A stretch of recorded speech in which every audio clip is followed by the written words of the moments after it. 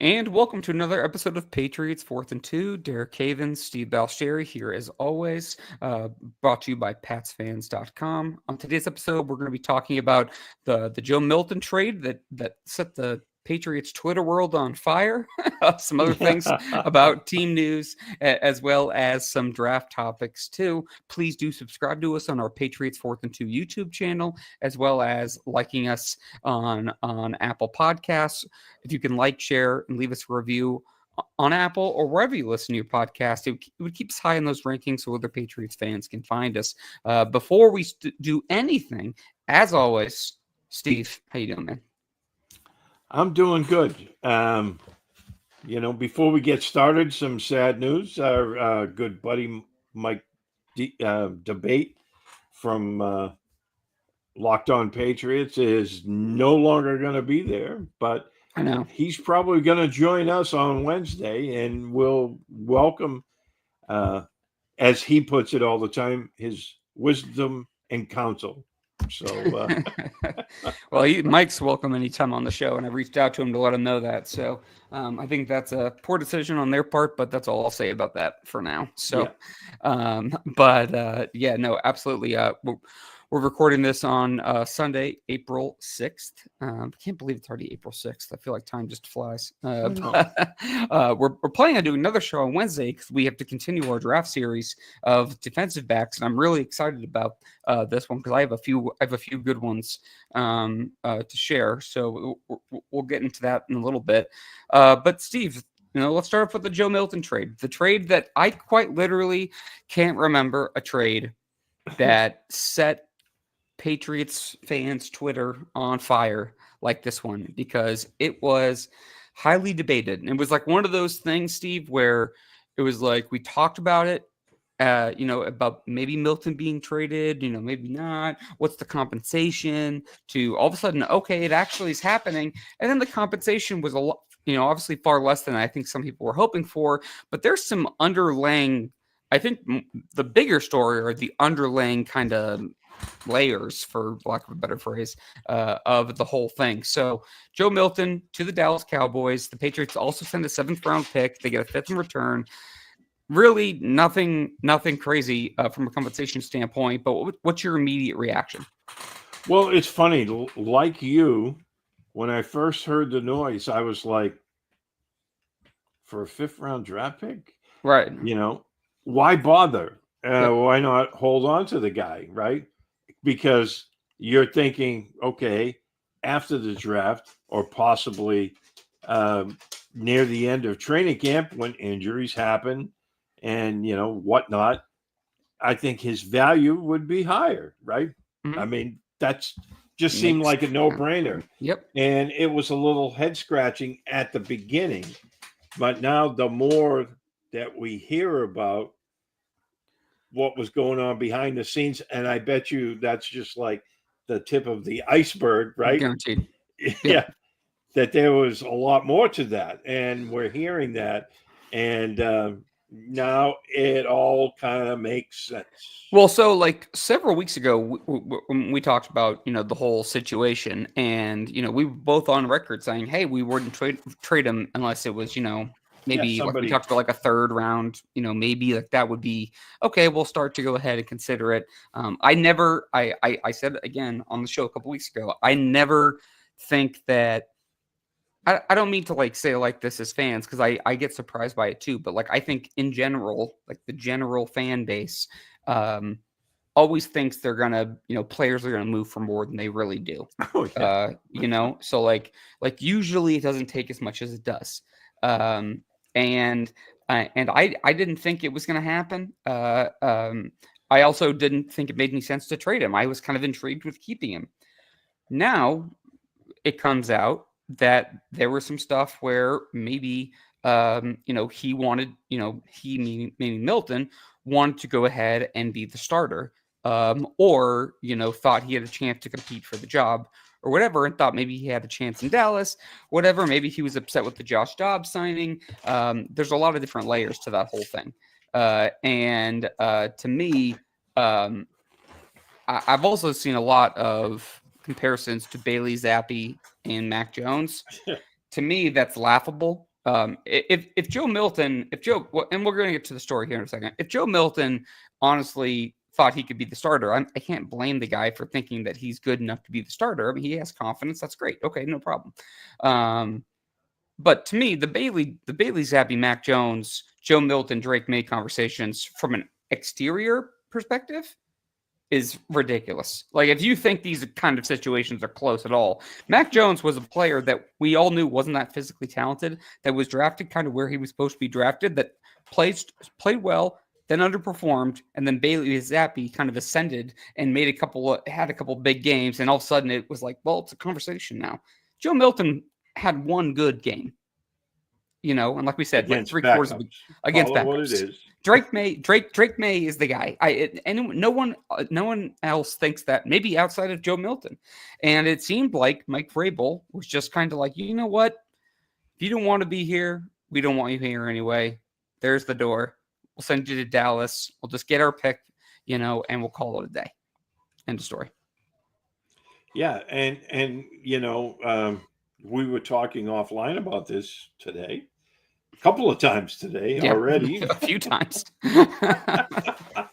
and it comes down to, look, Karen Garigian wrote a very intriguing piece, and we know her and Mike Vrabel have that connection. Very tight. Yep. Yes.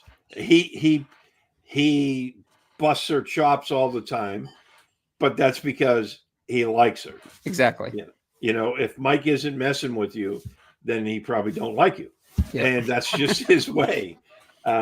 Plus, Karen's like the best. So yeah, Karen's awesome.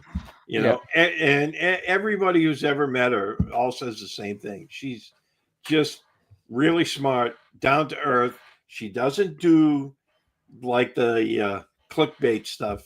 No, her and Mike Reese are just like two of the best people you can imagine. They are just incredible people. Right. And like Karen was saying, apparently Milton, as you said, Milton felt like that, he should be the starter and he should compete for Drake Maye's job. And the Patriots weren't having any of that. Yeah. They weren't. And, as soon as he said that, well, he's not getting the opportunity he wants out, Karen wrote, Mike Vrabel, and this is extremely true, Mike Vrabel is building a culture here in New England. Yep. And whether, you agree that it's You're actually leading me to my next point, so continue. Yeah. But he's trying to build a culture here in his image. Yep. And he doesn't want anybody that isn't buying in. So if you're saying, oh, I want out, don't let the door hit you on your fourth point of contact. I mean, that's just the way it goes. And now it all makes sense now, Yeah. And because part of me, because part of me is sitting here thinking, and I said it to you yesterday when we talked about the trade happening, and I said, well, why trade him? Like, why? Like, if he says I want to be traded because I want to be a place to start, you're going into your second year. You have him under team control. He has no business. Just tell him just tell him to basically cool it, But again, there's been more leakage, out there of Milton being a little bit more boisterous, and I don't want to dump on Joe Milton. I mean, by all accounts, up until this point, he was good. He wasn't like an issue behind the scenes. But I think Mike Vrabel looked at the situation and said, I think Mike Vrabel has evaluated the roster, and he's decided that he didn't think Joe Milton was good enough for a backup quarterback spot, which is why he brought in his veteran backup and a guy that he worked with and crossed paths with in Tennessee, and Josh Dobbs. Milton got upset by that.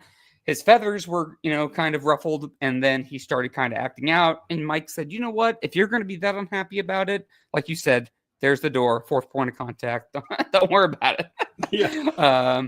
They just took their things. And by the way, just to this point, if anybody had any doubt about who's running this show, I don't want to hear any more talk about the Elliot Wolf blame game. I got annoyed with it when it was under Bill, and I'm annoyed with it now. When Bill Belichick brought in Elliot Wolf, everyone was like, I shouldn't say everyone, a lot of people during certain things were saying, I can't believe Elliot Wolf did this. He sucks. And it was always Bill. And guess what? This was a Mike Vrabel decision. There is no doubt about who's running that show right now. He's removed team captains. He's in multiples. Okay, yeah. He's moving second-year players. He is trying to get that entire building under his control, and he is cleaning his hands of anyone who doesn't want to be there or he doesn't think should be there. There is no doubt. So Elliot Wolf, yeah, he's there for now. We'll see after the draft. I'm curious after the draft. Go ahead, sorry. It might be right after the draft. Yeah, and which is usually when those contracts run out. So we'll see if he stays around. Vrabel's guy will take over. Stretch. Yeah, exactly. And he's been keeping a low profile, but he's been everywhere. It's coming. It's coming. But again, my point, all these things are connected, but make no mistake, this is a Mike Vrabel run show. So I don't care if Elliot Wolf stands in front of the podium in Indianapolis and at the Combine, it says, I have final say of the 53-man roster. Yeah, you might say that, but we all know who's actually the truth. Like, okay, we know. I'm sorry. we know the truth. Like, this is all these decisions are Mike honestly cleaning house. And so we're just going to continue to see a different regime. And it sucks, honestly, Steve, with the Milton thing, because I really liked the idea of having Joe Milton as a backup. You and I both aren't crazy Joshua Dobbs fans. I can understand what Mike kind of wanted, which is again a more stable veteran backup in case. But I liked the idea of Milton and Drake coming into the league together, and then just seeing how they develop and go whatever. Joe Milton has, make no mistake, I'm not saying that he is a first round pick. He was drafted where he was for a reason, because he was a 6-year college quarterback that they couldn't go ahead and find the consistency for him to go ahead and go into that first round. He never really could put it all together. The most he put it all together recently was against Buffalo in week 18. But obviously they felt like there was more going on behind closed doors, and Mike looked at him and said, you're not worth it to me. Yeah. Well, and here's what Karen wrote, and I'll read this to you. So please, we get all the facts right. And again, it's really good stuff here. She said Milton, who at 25 is 3 years older than Drake Maye, made it clear behind the scenes he no longer wanted to be sitting behind Maye. For Vrabel, who was trying to establish a culture and trying to set the tone for what's to come, that attitude didn't fly. So he didn't wait.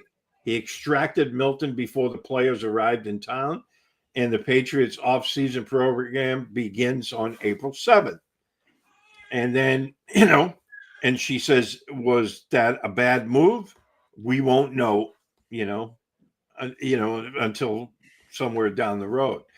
But coming out of college, she writes later on, there was plenty to like about Milton's arm talent, but there were also concerns. His lack of development over 6 seasons made some experts a little skeptical about how well he'd fare at the next level. He has a splashy arm and the kind of mobility that helps his case, but there's more to being successful quarterback in the NFL. And there were some questions if he would be able to adequately read defenses and audible out of plays.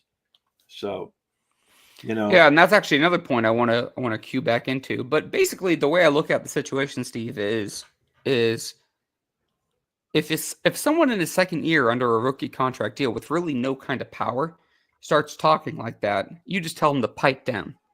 But clearly, behind the scenes, there was more to the situation than we even, like you said, the tip of the iceberg. And I think Mike Vrabel just looked at it and said, dude, we don't need this headache. Like I just So Yeah. Mike just looked at it and said, "All right, good luck in Dallas. Go compete with Dak Prescott, who they're dealing with their own quarterback issues because it seems like the Cowboys and Jerry Jones can't decide if they want to keep Dak or not. And I don't think Joe Milton's better than Dak Prescott by any means. Don't get me wrong, but it's But like you one of know those. what was It's like one shocking of to those me things. Go ahead. right after this trade? Yep. I went on some of the Cowboys X accounts and stuff like this, and there was a poll up, and people were like, talking. Well, prior to that poll, people were saying because Dak, he runs hot and cold in Dallas. We all know that. And Well, ever since he hurt his ankle, it's been so up and down. It's been like like he was ascending to this point where he was a top, I don't know, call it 8, starter in the league, and then all of a sudden he hurt his ankle, and now it's like this. It's like you can't land that right. plane. Well, a lot of people were saying, because at first the questions were being asked, will he be as good a backup as Cooper Rush was? And some people were saying he might not be a backup at all. Yeah. The Cowboys, they said, are definitely going in a different direction because they asked Dak Prescott to lose weight to become more mobile. And they said, doesn't he Joe looks Milton he looks great, already... by the way. He's posted some videos online. He looks like he's been putting in the work. And then they ran a poll and they said, do you believe Joe Milton actually has a chance to unseat Dak Prescott? And 61% of the people said absolutely. Yeah, well, the thing is that his arm is super talented, and he has some of these throws and some of these plays that kind of blows you away. But then the rest of it, and then the rest of it comes, and then you're like, oh, that's why you're a 6th round pick. He's like a chick at a bar after you've had a few beers, like then the next morning you're like, maybe not. Sorry for the crass analogy, but I mean, come on. The shine has worn that, There's a reason. There's a it's funny. I was pissed off about the trade in general. I'm pissed about the situation. I wanted to keep him here because, again, I do think he has fun traits. But I also know the reality of why he was drafted where he was. But I thought it would be kind of cool if him and Drake, they had like the Patriots after kind of searching after Tom Brady, if they had 2 guys that they could kind of work with. And again, I never thought that, Joe was a threat to Drake, but then it's like you start hearing about the other stuff in the background, and it just kind of like, it's just kind of like, okay, they just had to reset the room. It's unfortunate, how it all played out, but it is what it is. I don't want to pretend. It's funny. I don't want to in one breath, Steve, I am trying to talk about Joe Milton where I'm like, dude, settle your jets. Okay. You were a 6th round, pick from going into his 2nd year. And in the same breath, I don't want to come off like I don't like him. I don't dislike him. But it's like that's why I think this story took on so many legs on again, I'll call it Patriots Twitter, where it's like, okay, we can be saying all these things can be true at once. It doesn't have Joe Milton could be acting entitled, but also not be a bad guy. And he could be talented with a massive arm, but not be consistent enough. And you could be mad at the trade, but also understand why it needed to happen. Like all these things go hand in hand. Yeah. And like I said, and Karen said, yep. I mean, starting off day one with the team getting together, for, the first time under a new regime, you don't want locker room lawyers trying to gum up the works. Yep. Because that wouldn't fly with Vrabel on day 1,000. I think Mike, I didn't mean to cut you off, but just on that point specifically, I think it's incredibly important. And I think Gerard tried to he tried to middle Bill Bell, learning from Bill and also trying to be like the fun young head coach. Okay. And I wasn't behind the scenes, but there were some things that told me, that Gerard was, tried to do something, but it didn't really work. I just don't think he was able to execute what he was looking for. I think Mike wants to have a good relationship with his players, but also understands that, there's been some, let's just call it. It's been clunky since Tom Brady left and now that Bill's been gone. And I think Mike just wanted to how can we get to a clean slate so that way I can go ahead and set up my guys. Juwan Bentley, you're not a bad player, but I want Robert Spillane. John Jones, you're not a bad cornerback, but I want my guy. Whoever it is. We talked about Carlton Davis. Carl, yeah, but you know what I mean. Like he just wanted to like reset with a different room and just say, you know what, we just need a palate cleanser. Let's just come in here and do this. Todd writes in. Todd, always appreciate your comments. It is a total transformation. It's literally not only the play on the field. We can't even get to the play on the field yet. It's just about what goes on behind those walls because that stuff absolutely matters. Absolutely does.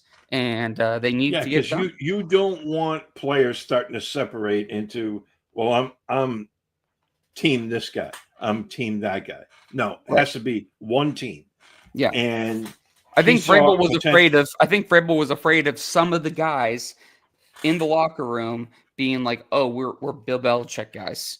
And other guys being like they're Mike Vrabel guys, and then all of a sudden there's friction there. Because see, Mike understands what it's like to be in a locker room as a player, and now as a coach. And he's been with several different organizations, so he's seen the dynamic. So make no mistake about it. I mean, everything has been executed the way Mike is envisioning it. Now, whether it works or not, we'll find out. Nobody knows. But there's no doubt in the direction in my mind. No, none whatsoever. Yep. And Todd, I see your other question, and we'll get to that in just a moment. He was asking about our thoughts on Jack Jones. We will definitely get to that. Yeah. Anything else on Milton that you want to touch base on? Well, I just think, it all comes down to Mike Vrabel. Yep. And he made it clear, at least inside the building, that when they brought in Josh Dobbs, he was Drake Maye's backup. Yep. That's never been in doubt, obviously, because of the way Milton, reacted. And look, again, I don't want to talk bad about it. I liked him. I thought he was intriguing, and he had a good chance on being a very good developmental guy. I did not want to see him competing with Drake Maye for the starting job, but I wonder if they're going to take a quarterback on day 3 now, just as a guy that I think maybe so. they could throw on the practice squad. It would make a lot of sense. Because they definitely need that guy in training camp. I mean, get some scout team reps. Something because you can't have the two guys, taking reps all day, through training camp and through the season. You need somebody to take the heat off. Well, look, Josh and Drake are both going to be learning and taking reps in Josh McDaniels' offense for the first time. So they're important reps for both of them. Important reps for Drake just going into a second year as it is. And also for Josh, it's good to have those things to go ahead and keep sharp, if your number is called. But I definitely see, I think, I know we already did our quarterback draft, but I'll be revisiting some late day 3, quarterbacks for the 6th or 7th round, like that they could just, throw a dart at and see what happens. Well, you mentioned Josh, and Josh is a very happy camper. What's not to be happy about? I mean, one, he's back in the league, and he said he's back in an area where he loves and he wants to be. He loves it in New England. Him and his family love it there. And he's coaching again, and I think he is really intrigued. Actually, he said he was smitten Smitten. by Yep. Drake Maye, Yep. which And is kind of an odd word to use there, but I but mean, that's not even surprising. Like people like Josh McDaniels is look, we know how good he was with Tom Brady. But people forget Josh McDaniels is the guy that drafted Tim Tebow in Denver. There was rumors that he wanted Lamar Jackson, the Patriots to draft Lamar Jackson. He worked out Lamar in Louisville personally. yes. And they ended up going with N'Keal Harry. Right? Was that the same draft? Or was that the offensive lineman from Georgia? Or am I Isaiah? Am I blanking? Anyways, they end up going a different direction. Yeah, but I wanted to get. I'm sorry, I didn't mean to cut you off. No, go ahead. You know, with Josh, learning the language of his offense, he talked about that, and I thought that was really kind of cool. Then I'll read you his comment because I pulled that up as well. You know, they asked him, is he going to streamline it toward Drake Maye? And then he got into the whole, language and whatnot. He said, definitely. That's the short answer. I think this is always a very popular question. We have a language, and every offensive system and defensive system has a language. So you have to decide the way you want to speak it in terms of calling things and naming things, whether you use numbers, protections, or you use words. However you do it, what you do. So our language has been refined a little bit between last year and the time I had in this spring with the coaches. Yep. And it's great to have the other coaches' perspective. So he said, we've done a tremendous job of helping he's talking about his coaches. These guys have done a tremendous job of helping us streamline it. What's most important is that the players can digest whatever it is we want to do. Well, right. He said, but that's the language. Then there's the strategy part. The language is how you talk. The strategy is based about your players and what we do have. What are their strengths? How to maximize personnel. Right. And, he said every team was different. He said 07 was different than 12. 12 was different than 17. Everything was different than 2020.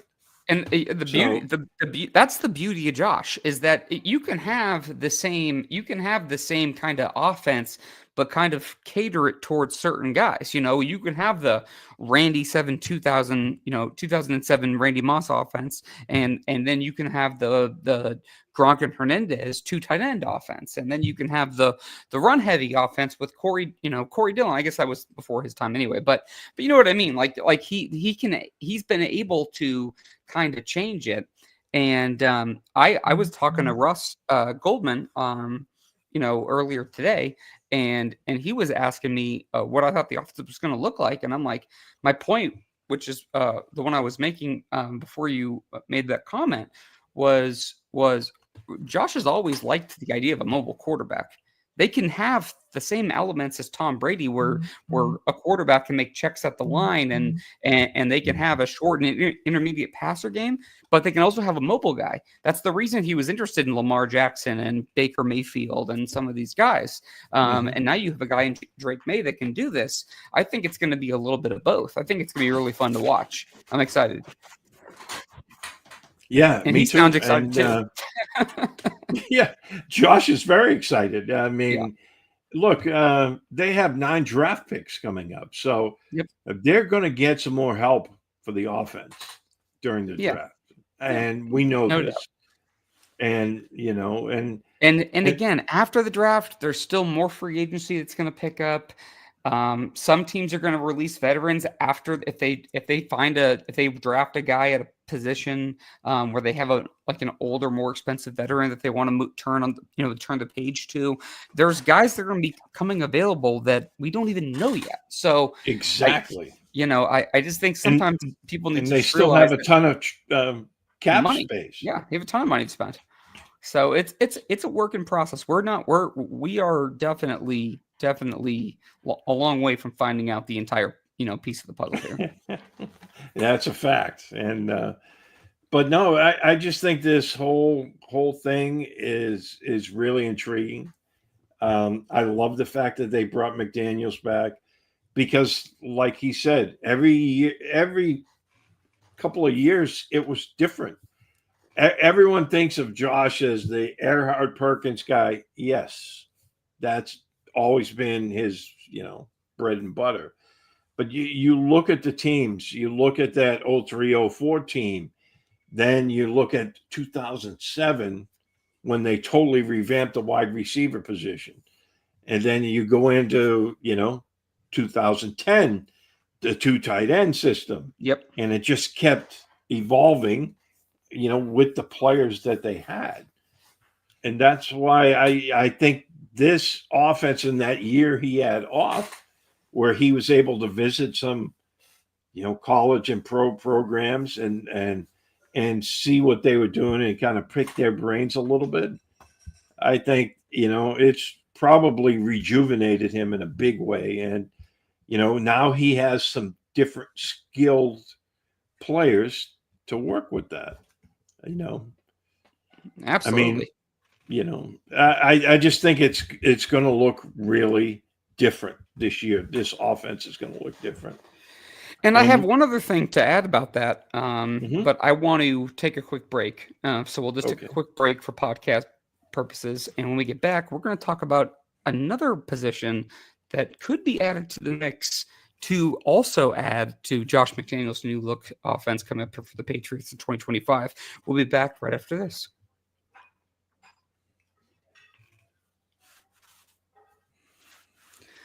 All right, we're back here on Patriots 4th and 2, brought to you by PatsFans.com. Derek Haven, Steve Balsherry, as always. Please do subscribe to us on our YouTube channel and like, share, and leave us a review on Apple Podcasts or wherever you listen to podcasts. Keeps us high in those rankings so other Patriots fans can find us. We started off the show, Steve, talking about Joe Milton and then kind of the Josh McDaniels element of everything. But there was a little thing by Mike Reese that we love to say, Mike doesn't just write things and throw things against the wall, so to speak. And he mentioned talking about pass catching running backs, and he wouldn't be surprised if they kind of essentially targeted that. And that got me to my thing of, man, if the Patriots Twitter, fan base was pissed off about Joe Milton getting traded for a late day 3 pick. Just wait until Will Campbell's drafted at 4 and a running back is drafted in the 2nd round in 3 weeks, because then the whole site might shut down. Oh, yeah. Twitter will explode, And I want everyone to know the name Trayvon Henderson, Ohio State. He is tailor-made for Josh McDaniels' offense. About that for a while. They need to use more of their running backs in the passing game. They got so far away from that, and I don't understand why. Because that was always a big thing for them. And you go back, Kevin Falk, Shane Vereen, James White, Danny Woodhead. They've always had that guy, Rex Burkhead. I mean, look how Rex turned it on in that game against the Chiefs in the AFC Championship game. I mean, that's, it's just the way that offense always worked so well. And they got away from it. Even Brandon Bolden for a while. Who was the running back that tore their knee up in, was it Dallas? No, it was against Washington, I think. Dion Lewis, even him, throw him into Dion Lewis for a short time. Who they all had their. I can picture highlight games for every single one of them. James White to me was, I know a lot of people, and I get it because I'm nostalgic about Kevin Falk too, but I think James White was just the cream of the crop. He was just so patient. He just kind of every step, every move he made was thought out. and it was just kind of at one speed, but it wasn't like flat. He wasn't like I'm going to blow you away with speed, or I'm not going to be like the super, jittery, running back. It was like, I'm going to be fast enough to go ahead and move around the corner here, but it's just going to move at a certain pace. And he was, he's not think going about to. Shane Vereen's performance in the Super Bowl against the Seattle Seahawks. I mean, man, talk about all-timers right there. Yeah. I mean, James White had that incredible Super Bowl against the Falcons. Shane Vereen had the one against the Seahawks. I mean, you go down and down. Kevin Falk, in the early Patriots Super Bowls. Oh, yeah. So, I mean, that was, yeah, I could see. And the fun thing about that is if you can get Ramondre back up to, they gave. Let's be honest, they gave Ramondre a contract for a reason, and he's deserved it because he's played well, and I still have confidence he's going to return to form, and he's not going to just deal with this fumbling issue. I just think it was a down year. And yeah, they have Antonio Gibson, but they're probably thinking about the future. And you put a dynamic quarterback like Drake with a running back like Ramondre, who can pick up those short yards, and they can kind of save Drake's body from taking any extra hurt. And then you can have like the play action or the like the RPO like stuff with a running back like.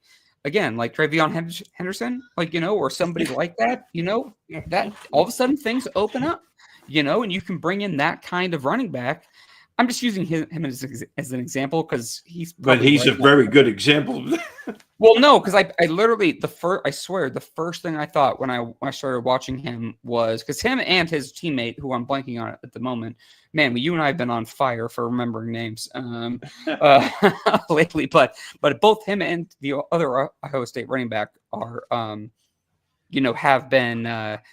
Are both kind of in that second round, category, and the Patriots are picking at 38. And so, I could absolutely see a scenario, as much as I could see a scenario where the Patriots draft Travis Hunter and then trade back into this like the first round to draft Josh Connerly, as a tackle. I can absolutely see a scenario where it's Will Campbell and Henderson, in the second round. And I just want to prepare people for that. They're just going to take whoever they can get their hands on.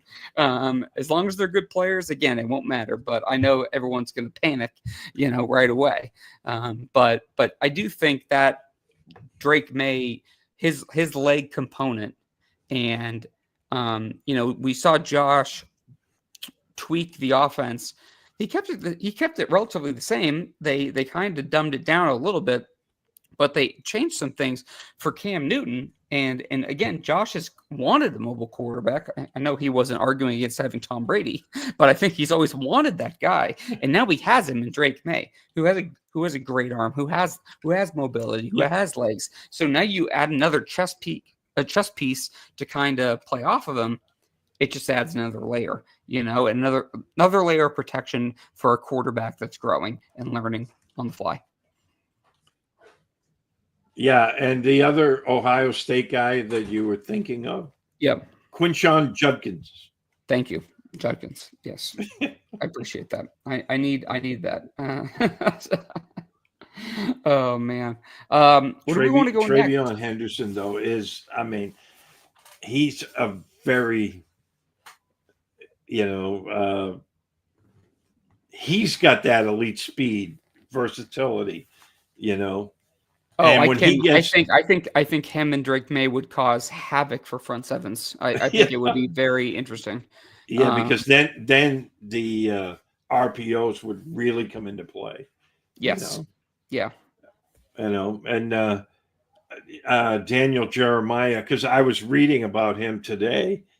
Daniel Jeremiah's top 50, and he said he has the long speed to destroy pursuit angles, and I love that. Yeah. Yeah, no, I just think with him, I don't really, anyone who listens to this show, I'm sure kind of researches certain players or whatever. Just watch them. And I'm telling you, as soon as you watch them, it's like 3 plays in, I was like, this guy is literally built for Josh McDaniels' offense. He is just perfect for it. So I think I think he is definitely someone to keep an eye on. I'm putting my asterisk on him right now for the second round. And look, I like Jaden Higgins from Iowa State in the second round. There's some defensive backs I like in the second round, but I think Henderson is definitely in that mix. So there was a report, Steve. For our next topic, there was a report about Jack Jones being potentially released if they didn't find a trade partner. I know Todd had commented in on that, and I'll just say this: I don't know Jack Jones as a person. I don't want to say anything mean against him because I'm not saying this is as a him thing, but he had his issue at USC, then he goes to ASU. Now he's here. Now he's going to the Raiders. Then he's getting released now. It makes me wonder if there's something going on behind the scenes that we don't know about. Some people thought maybe he could come back. I wouldn't 100% rule it out because it's not the same regime. My question is, do you want to go ahead and take a chance on a guy like that if he seems to be wearing out his welcome very quickly, no matter where he goes? And you know what? Go ahead. And Jack Jones was productive for. I was going to say LA for the Vegas Raiders. Well, the one thing about the Raiders thing I will say too is the fact that you had Antonio Pierce there that had a connection with him prior when they were in school. High school, yeah. So it's I can see there's I can see that connection there, and whatever. And I'm not saying the Patriots would necessarily bring him back. And if they did, I'd say, you know what, clean slate, try it again, see what happens, but I just wonder if it's I'm kind of interested in Alex Austin personally. I thought he had a really good end to his last season. So I kind of want to see what he does. Isaiah Bolden, I thought he showed some promise in the preseason before that scary injury last year. So I'd like to see some of those guys get some reps before we bring in somebody else like Jack Jones, who to me is kind of a Jekyll and Hyde kind of player.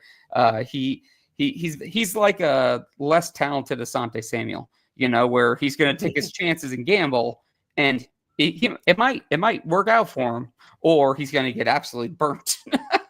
Yeah. So, which I don't know. I don't know if everyone gets that analogy, but yeah. Yeah, guys who are ball hawks like that. Sure.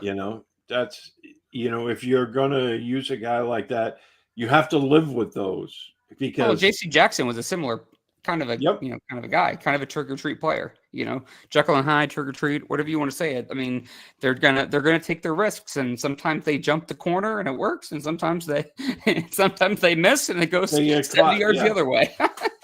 I mean, that's always been that way for some of these guys. Yeah.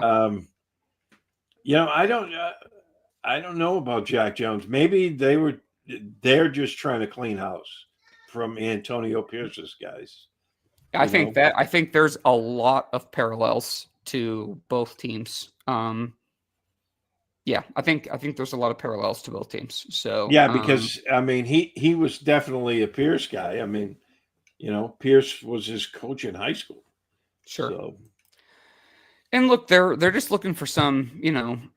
I don't think I think the Patriots are in a better position, but I think that there are some similarities in terms of getting the culture on track, getting the guys in the right rooms. And, let's be honest. I mean, if you're managing a company or even if you're working in a company and you're just on one department and you're the manager and you're in charge of all these people.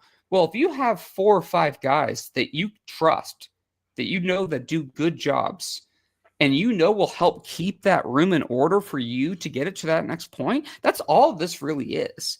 This is just this is the same thing about Mike Vrabel, cleaning out. It's not about I don't think Mike Vrabel came in here and was like, oh, you know what, Juwan Bentley, John Jones, Dietrich Wise, these guys don't need to be here anymore. I don't need Devon Godchow. I don't like them as players. I don't think it's like that. I think it's more about him being you know what? I just want my guys that I trust because guess what? There's a stench coming from this locker room, and I got to figure out how to stabilize it before we can even get to the fact that we have to get better from here.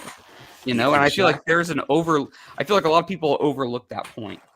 I think that's a great point because look, you know, the team has been losing now for 5 years. Yep. And the last 2 years, they've been terrible. I mean, call it what it is. Well, now they're on their third head coach. They're on their fifth offensive coordinator. We're now on our third offensive line coach. Let's see, we're on our third defensive coordinator. It's like, man, at some point you gotta go ahead and just let things settle. You know what I mean? And that's why he's doing what he feels is necessary, because he's bringing in his guys, his coaches, and he's going to build it in his image. Now, we don't know how it's going to turn out this year. I do think they're going to look a lot better on the field than they have been. I do too. I'm very bullish on them because I like the guys they brought in free agency, and you can see the handwriting on the wall of how they want to play. Yep. I'm looking at the division. I'm looking at the conference. I'm looking at them.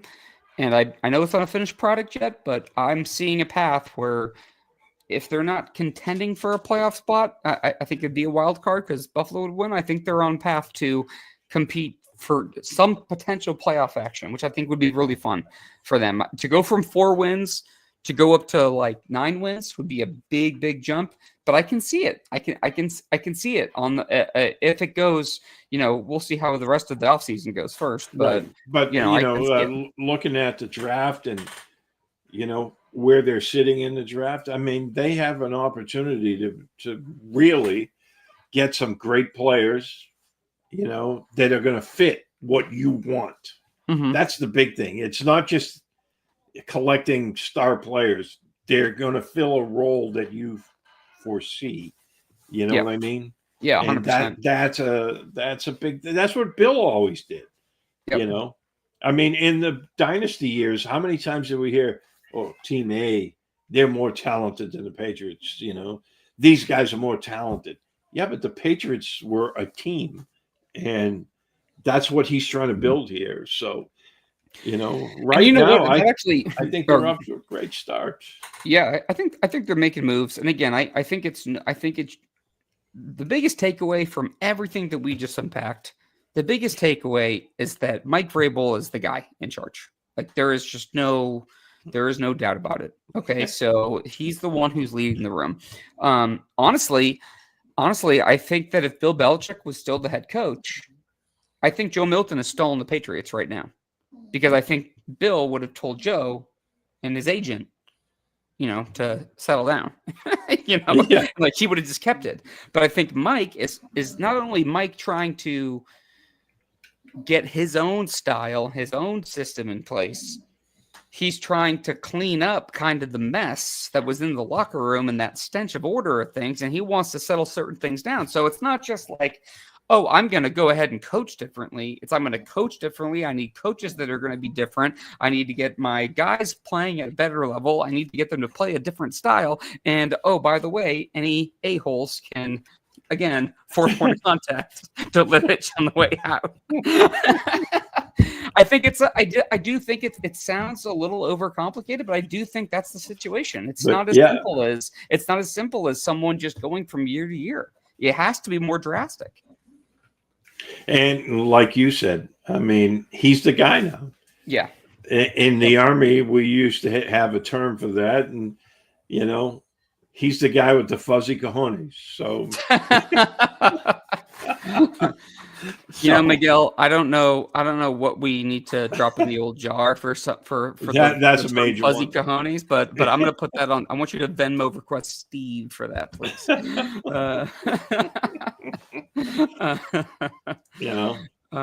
Where else do we want to go? Anything else good?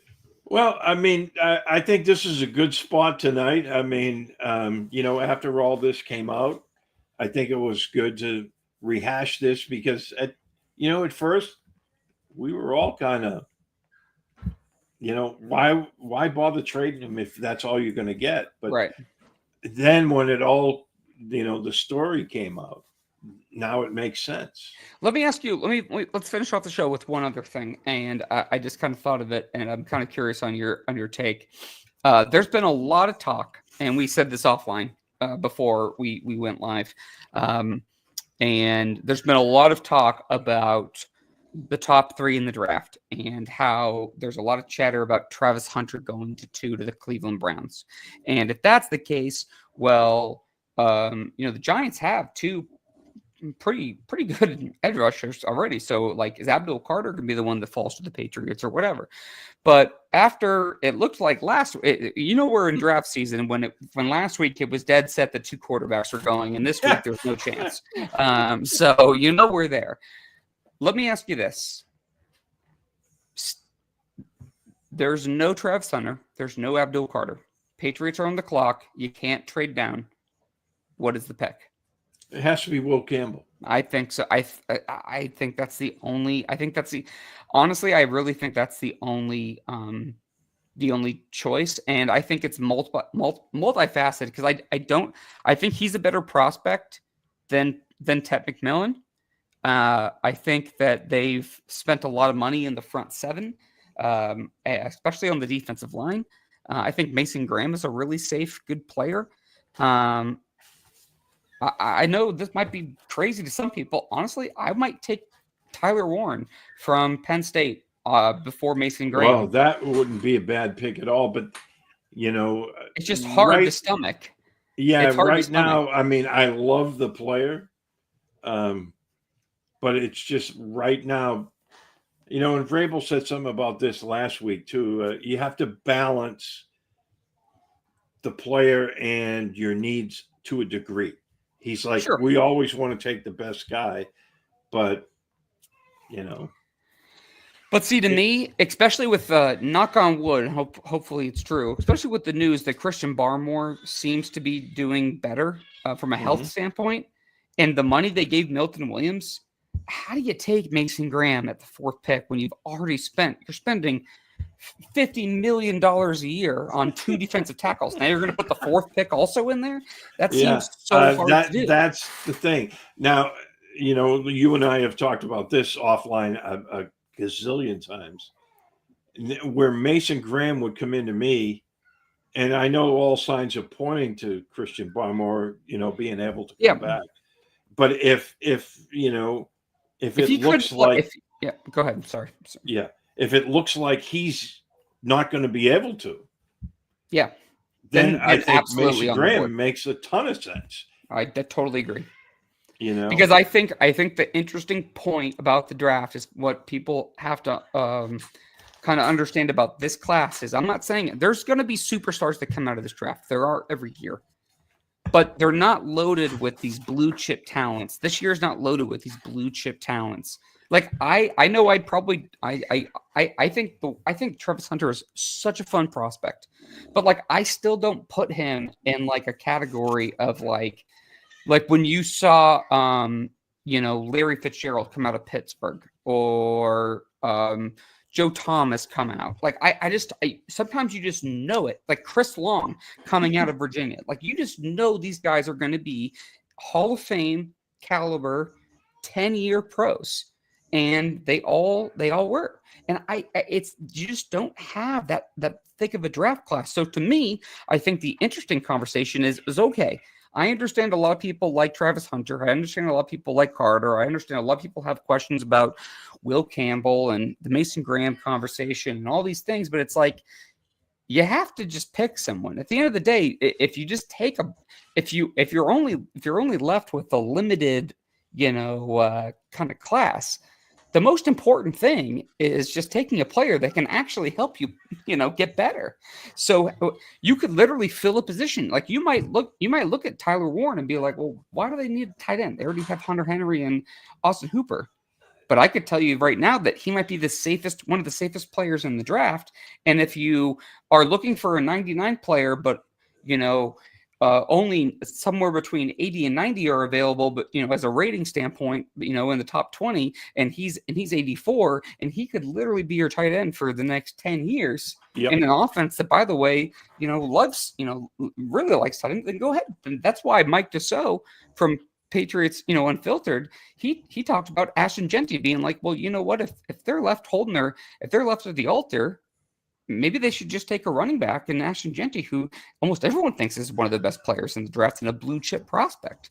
Yeah. I just think the point. I guess I'm kind of ranting, but I guess the point I'm making is the point I'm making is that I just think people need to be open minded to just taking the best possible player available in a draft that's not as talented as some others have been. Yeah, and I'm just looking at it, and it's like you said, if the board plays out the way you just mentioned, there's no Hunter, there's no Abdul Carter. I mean, you either take the best player, which Daniel Jeremiah is number 3 player in his top 50. Isn't it Genty? Yes. Yep. Yep. So, I mean, is that a position of need? No. So but I would take Will Campbell over Ashton Genty. Even if you told me, honestly, that Campbell was going to be a guard, I would still take him over there. And I know that's blasphemous to some. I just would. I think he's a better player, but I think he's going to be a tackle. I really do. I do too. And so it kind of goes back to the last show, and I mentioned Evan Lazar's tweet. It's with all these 3 different arm measurements. It's like at some point you have to just be like, you know what, screw the arm length. Like you either like the guy or you don't. And what I'm wondering is, okay, maybe Carter or Travis are there, and it gets kind of interesting for them. But everything the Patriots have pretty much done to this point has been addressing everything aside from left tackle. So maybe their plan is to take Will Campbell no matter what. And I will not log on to Twitter. If the Patriots take Will Campbell and Travis Hunter is on the board, I will not log on to Twitter because I will see everybody's heads explode. And I'll be like, well, you know what? They signed a number 1 receiver in Stephon Diggs, and they spent a shit ton of money on Carlton Davis, and they put a bunch of money in Milton Williams, and they went ahead and they put a bunch of money in the Harold Landry, and it's like, man, they're setting themselves up to take Will Campbell. I see it happening. I really do. So, and that, I mean, again, Elliot Wolf has done all the background on the draft, because Vrabel just came on in January, and Wolf and his guys have been working on this. And like you told our audience back a while ago, and you and I have talked offline about this, he comes from that Green Bay system. Yes. You take your guy in the trenches in the first round, and you take players on day 2. Day 2. Yep. So now they have a chance to get a guy that I think would be perfect for Mike Vrabel, and as a potential left tackle for you that you still really need at a huge cornerstone position. And you still have a lot of fun options on day 2. And, Elliot Wolf's, Vrabel style, Elliot Wolf's kind of, like lineage, I guess. I don't know what the word would be, but where he's come from, it's starting to line up. Like, to me, it's going to be Will Campbell. And I honestly would love to know what their thoughts were if he was on the board with Hunter and Carter, just because I'd be curious. Carter seems like a Vrabel guy just because it seems like he likes to have the fast, versatile guys, and I just think he's the best player in the draft. Hunter's certainly super fun, and I thought it's been cool to see him run around at his pro day. So I think one of those 2 guys would be the pick before, but I think if it's not one of those 2 guys, I don't think we don't have to talk about McMillan. We don't have to talk about Mason Graham. It's going to be Will Campbell otherwise. Yeah. If I would be upset if they took McMillan at number 4. I'll just say that. Because I would too, because I just can't envision a scenario where I don't think there's a player I just like more than him on the board. There was some more talk about maybe the Saints trading up and taking a quarterback if the Giants pass. Then maybe McMillan's in the conversation, because I forget what number they're picking, but I think are the Saints number 6? No, no, um, no. The Bears are 10. Is it 6 or 7? Um, Because Jaguars. I thought the Saints were right in front of the Jets, but maybe they're after the Jets. I think they're after the Jets. I think Okay. they're after the Jets. But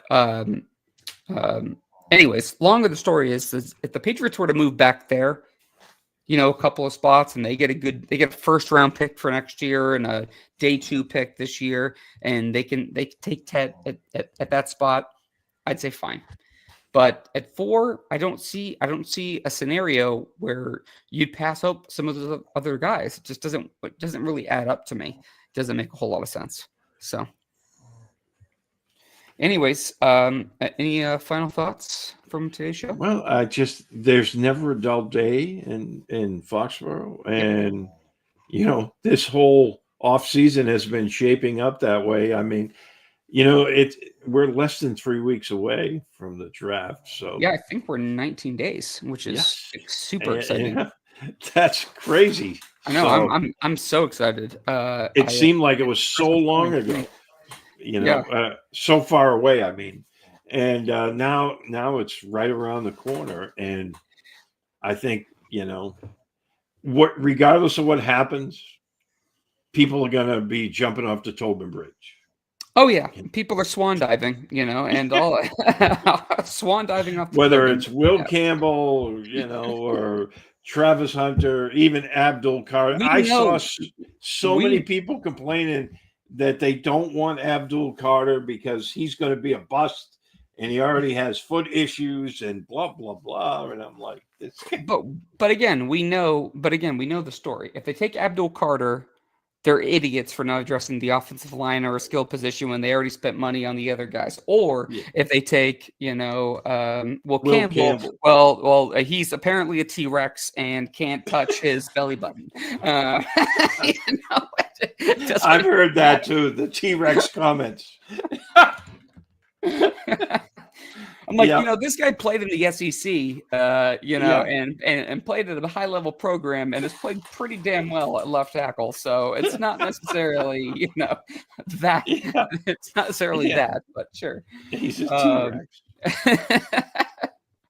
Anyways, we will be back on Wednesday. We'll talk about defensive backs. Excited about that episode. I think there's some, and we'll talk a little bit about kickers too.